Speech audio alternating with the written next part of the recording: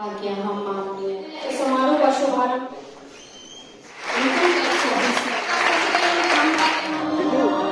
आज के कार्यक्रम के बारे में बता दीजिए। आज का कार्यक्रम बांगर शिक्षा समिति उचाना और बांगर शिक्षा ट्रस्ट उचाना दोनों ने मिलके राजीव गांधी कॉलेज और Virendra Singh college of nursing, ये संस्थाएं जो चलाती हैं, ये दोनों संस्थाएं इन्होंने मिलके यहाँ जो अभी हरियाणा पब्लिक सर्विस कमीशन में यहाँ इस इलाके के उचाना क्षेत्र के 4 बच्चे जो मेरिट में आए हैं,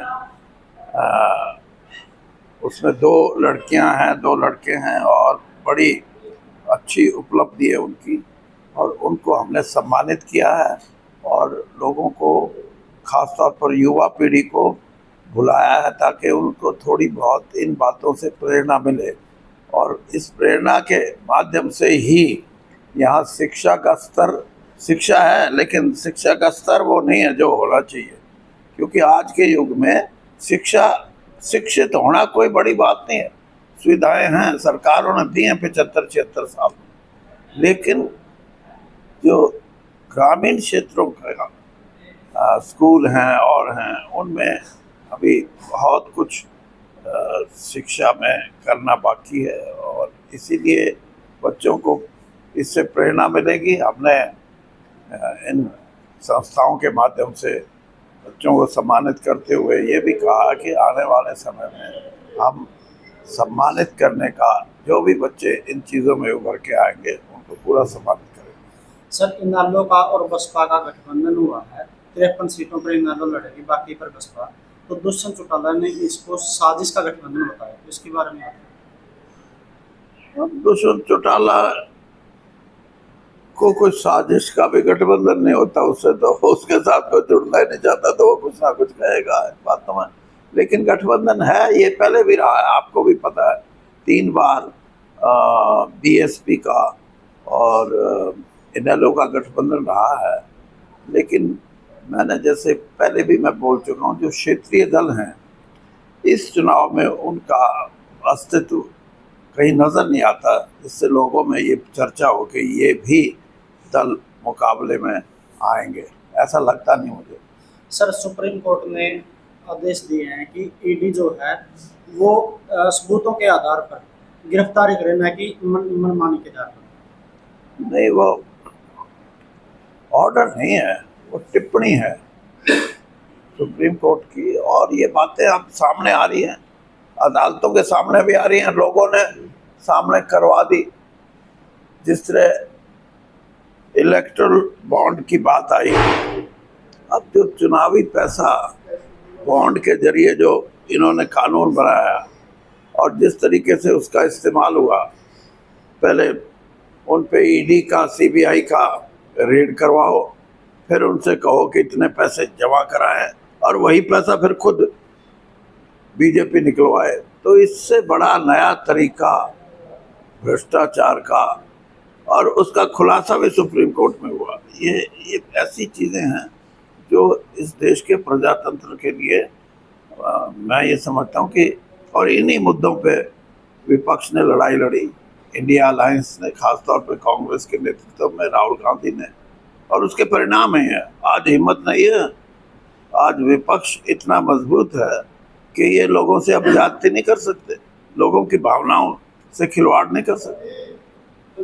सर, पिछले लोकसभा चुनाव में 5-5 सीटों पर कांग्रेस और बीजेपी बराबर रही, तो क्या आने वाले जो विधानसभा चुनाव है उनमें कुछ असर देखने को मिलेगा, या फिर 50-50 पर फिर से मुकाबला?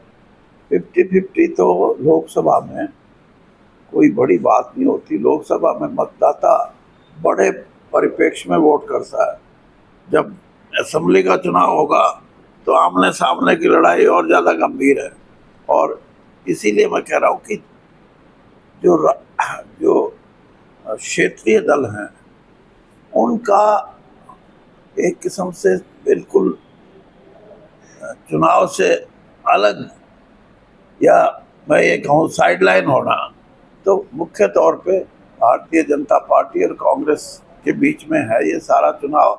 और जैसे लोगों का मन है। मैं आज भी ये बात कहता हूँ कि 70% लोग या मतदाता आज भारतीय जनता पार्टी की सरकार के, हरियाणा की भारतीय जनता पार्टी के नेतृत्व के खिलाफ हैं, और खिलाफ भी उन्होंने कर दिया। 10 साल में कोई एक भी तो ऐसा नेतृत्व वो भर के नहीं आया जो कहे लोगों के सामने का आओ भाई मेरे साथ जुड़ो, मैं तुम्हारे कष्टों का निवारण करूंगा। कोई नहीं। इसीलिए आज हालत ये है कि बाहर से अब एमएलए में भी पता नहीं कितने बाहर से कैंडिडेट लेने पड़ेंगे इनको।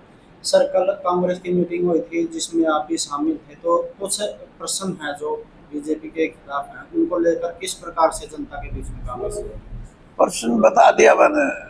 प्रश्न तो इतने हैं, उनका जिक्र करो तो बहुत कई घंटे लग जाएंगे। सबसे बड़ा प्रश्न ये है कि भारतीय जनता पार्टी राजनीतिक सोच नहीं रखती, और हरियाणा के परिप्रेक्ष्य में राजनीतिक सोच ना होने का मतलब ये है कि उनकी सोच यही रही कि जात पात के नाम पे लोगों को बांट के वोट ले लो। उनकी सोच ये रही कि धर्म के नाम पे लोगों को गुमराह करके आपस में तनाव पैदा करो। उसकी मिसाल सबसे बड़ी नूह के अंदर है। वहाँ हिंदू मुसलमान ने इकट्ठा होकर कहा कि मेहरबानी करो, हम आपस में, हमारी संस्कृति सभ्यता ये नहीं है कि हम लड़ें, हम इकट्ठा रहेंगे और समाज इकट्ठा रहेगा। और मैं ये भी बताता हूँ, जिस तरह जाति पाति के आधार पे उन्होंने वोट लेने की कोशिश की, उसमें भी वो फेल हुए।